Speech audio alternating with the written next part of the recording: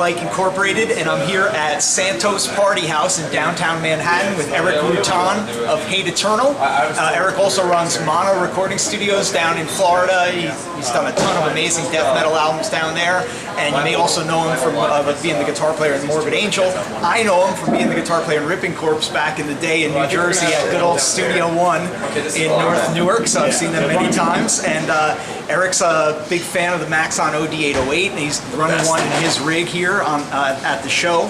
So I'm going to turn over the mic to Erik, and he's going to tell you how he's using the 808 and what he likes about it and how he uses it to get his sounds. You know, I'm running the Maxon into both Marshall and Angle.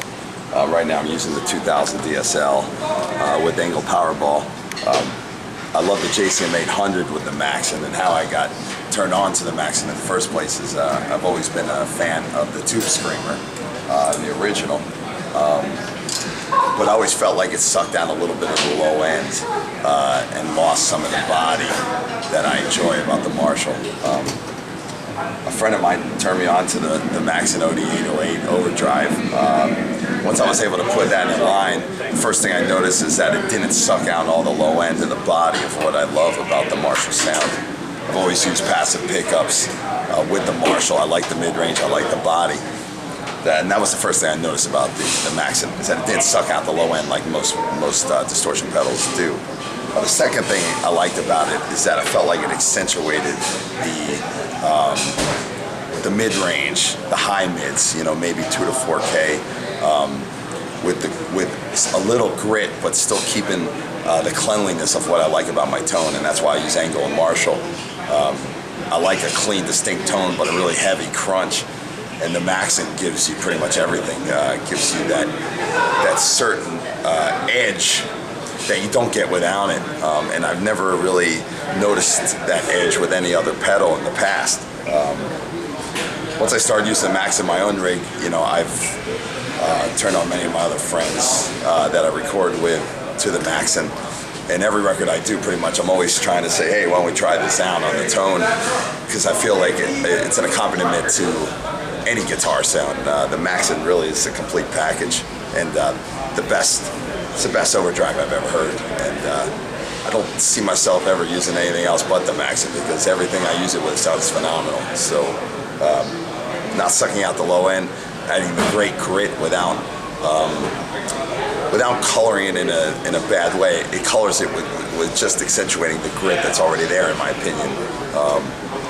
And keeps the cleanliness. So what else can you ask for in a distortion pedal? Makes it heavy as hell, but still legible and clean at the same time. So very, very pleased to be playing the Maxon OD808, and love the pedal and love what Kevin's done with it. And this is the Marshall Angle without the Maxon.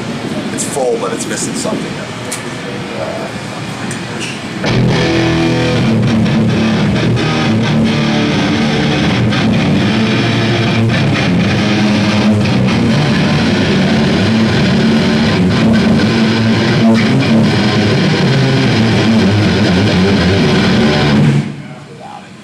As you see, when I put the Maxon in, I get a little bit more grip, a little more definition actually as well, and that's what I like about it.